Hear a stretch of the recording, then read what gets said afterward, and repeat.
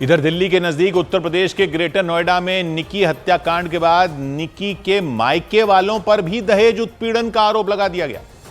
यह आरोप निक्की के भाई की पत्नी मीनाक्षी भाटी ने लगाया। मीनाक्षी बीते 14 महीने से अपने मायके में रह रही हैं। मीनाक्षी के मुताबिक उनके ससुराल वालों ने यानी कि निक्की के मायके वालों ने उन्हें दहेज के लिए घर से निकाल दिया था। मीनाक्षी की शादी निक्की के भाई रोहित से साल 2016 में हुई थी। मीनाक्षी के घर वालों के मुताबिक शादी में महंगी कार, सोना चांदी और खूब सारा सामान दिया गया था। न्यूज 18 से बातचीत में मीनाक्षी ने बताया कि शादी के 1.5-2 महीने तक तो सब कुछ ठीक ठाक रहा, लेकिन उसके बाद निक्की के माता पिता ने दहेज की डिमांड शुरू कर दी थी। निक्की के माता पिता ने, मीनाक्षी के मुताबिक उनके पति रोहित ने उन्हें दहेज के लिए मारना पीटना शुरू कर दिया था। हर रोज धमकी दी जाती थी। मीनाक्षी ने दावा किया कि दहेज के लिए न सिर्फ उनके पति ने उन्हें मारा पीटा था, बल्कि उनकी दोनों ननदों यानी निक्की और कंचन ने भी मायके आने पर कई बार उनकी पिटाई की थी। मीनाक्षी ने बताया कि निक्की और कंचन उन्हें बार बार यह कहती थीं कि वो उनका घर छोड़ दें ताकि वो अपने भाई की दूसरी लड़की से शादी करा सकें। मीनाक्षी ने बताया कि कई बार तो उन्होंने घर से भागकर खुद को पिटाई से बचाया था।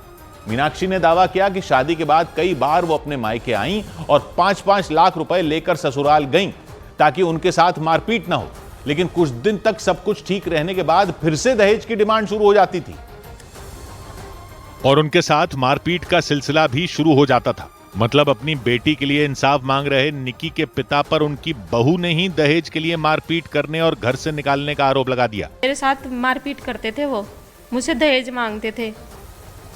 दहेज के लिए छोड़ा है, कभी कहते थे स्कॉर्पियो गाड़ी लिया, कभी पैसे मंगवाते थे। 5-5 लाख रुपए भी मैं लेके गई हूँ यहाँ से अपने पापा से। न्यूज 18 से बातचीत में मीनाक्षी ने बताया कि दहेज की डिमांड पूरी नहीं होने पर उनके साथ जानवरों की तरह व्यवहार किया जाता था। मैं अपने बचाव के लिए गाँव में भी भगी हूँ, अंदर गाँव में उनको बाहर है घर, मैं भीतर के लिए भी भगी हूँ 11-11, 12-12 बजे। मीनाक्षी ने यह भी दावा किया कि दहेज के लिए उनकी दोनों ननदों निक्की और कंचन ने भी उनकी पिटाई की थी। नहीं रोकती नहीं थी, पिटवाती थी, साथ मिलके खुद पीटती थी दोनों बहनें। निक्की की हत्या के आरोप में गिरफ्तार विपिन भाटी को मीनाक्षी ने बेकसूर बताया। उस लड़के ने उस लड़की का टैटू लगा नाम का टैटू छपाया हुआ है, तो सोचो कि वो कितना प्यार करता होगा उससे। मीनाक्षी के मुताबिक जिस वक्त निक्की अपने ससुराल में जली थी उस वक्त विपिन घर पर था भी नहीं। मतलब निक्की की भाभी ने विपिन और उसके पूरे परिवार को निक्की की हत्या के मामले में निर्दोष बताया। न्यूज 18 से बातचीत के दौरान मीनाक्षी ने बताया कि विपिन के परिवार पर केस दर्ज कराने वाले भिखारी सिंह के परिवार पर साल 2024 में हत्या के प्रयास में लगने वाली धारा 307 के तहत मुकदमा दर्ज हो चुका है। मीनाक्षी के मुताबिक साल 2024 में जब उनके भाई उन्हें छोड़ने के लिए उनके ससुराल रूपबास गए थे, तब उनके ससुर भिखारी सिंह, पति रोहित और देवर अतुल ने हमला कर दिया था। उनके भाइयों से मारपीट की गई थी और रोहित ने उन पर गोलियां तक चला दी थी। मीनाक्षी के मुताबिक उस वक्त उनके भाई और वो किसी तरह जान बचाकर वहां से वापस आए थे।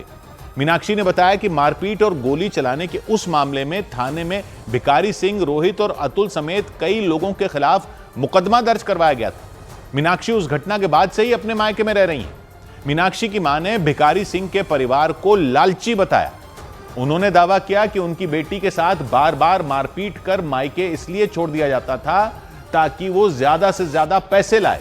मीनाक्षी की मां ने बताया कि शादी के बाद साल 2021 तक मीनाक्षी के ससुराल वालों की हर डिमांड वो पूरी करते रहे, लेकिन साल 2021 में मीनाक्षी के पिता का निधन हो गया था। इसके बाद भी मीनाक्षी के ससुराल वाले बेटी को दहेज लाने के लिए प्रताड़ित करते रहे और दहेज की डिमांड पूरी न होने पर उन्होंने उनकी बेटी मीनाक्षी को मायके पहुंचा दिया था। मीनाक्षी की मां ने दावा किया कि शादी में भी और उसके बाद तक रोहित की हर डिमांड पूरी की गई थी। सियाज गाड़ी दी है, 21 तोले सोना भी दियो, बाकी आप समझ सको सब जो बिरादर में दिया जाता है सारा घर को सामान सब दिया ही है। मीनाक्षी की मां ने बताया कि रोहित और मीनाक्षी की शादी 2016 में निक्की के ससुर सतवीर भाटी ने ही करवाई थी। दहेज के लिए जब भिखारी सिंह के परिवार पर मीनाक्षी को प्रताड़ित करने का आरोप लगा, तब सतवीर सिंह ने ही एक पंचायत भी बुलवाई थी।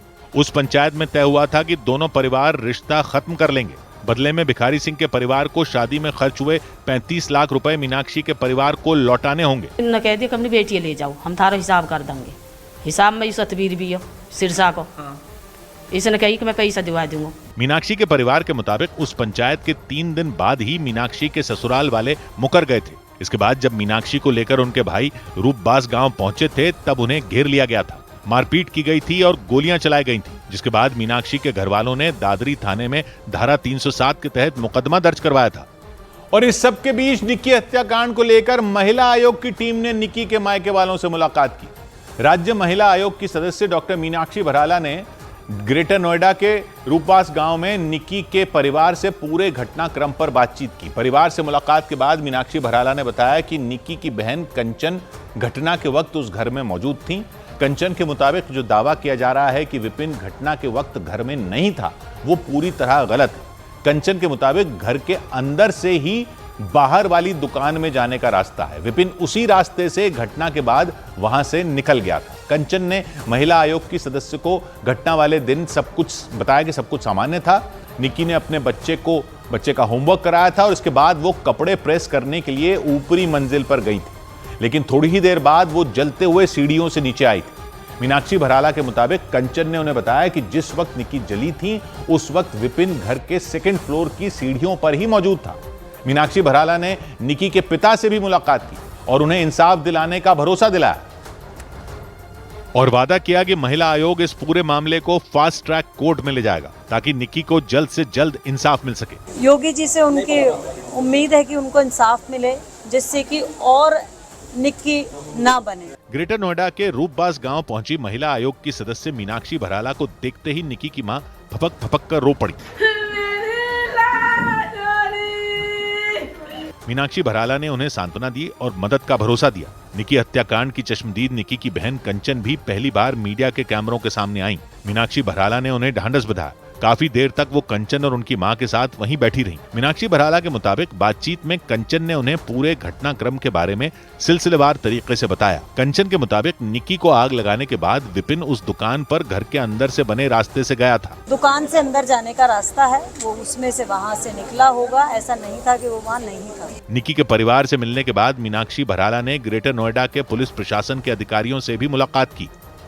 उधर उत्तर प्रदेश के अमरोहा में भी निक्की हत्याकांड जैसा एक मामला सामने आया। वहां पुलिस के एक हेड कांस्टेबल पर आरोप लगा कि उसने अपने परिवार के साथ मिलकर अपनी पत्नी को जिंदा जलाने की कोशिश की। देवेंद्र नाम के उस हेड कांस्टेबल का कुछ दिन पहले ही रामपुर से बरेली के एक थाने में तबादला हुआ था।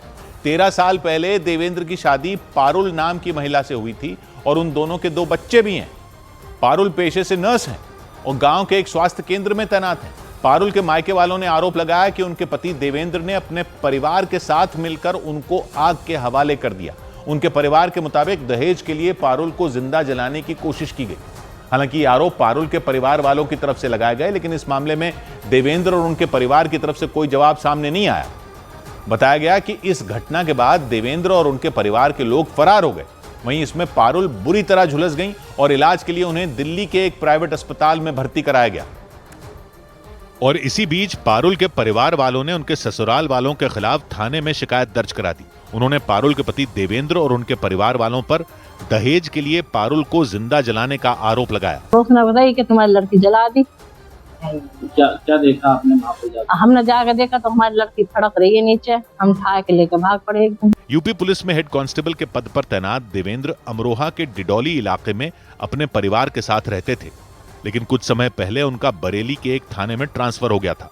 बताया गया कि कुछ दिन पहले ही वो डिडौली इलाके के नारंगपुर गांव में अपने घर में आए थे। इसी बीच उनकी पत्नी से झगड़ा हो गया। देवेंद्र के ससुराल वालों के मुताबिक जमीन को लेकर उनके और उनकी पत्नी पारुल के बीच आए दिन कहासुनी होती थी।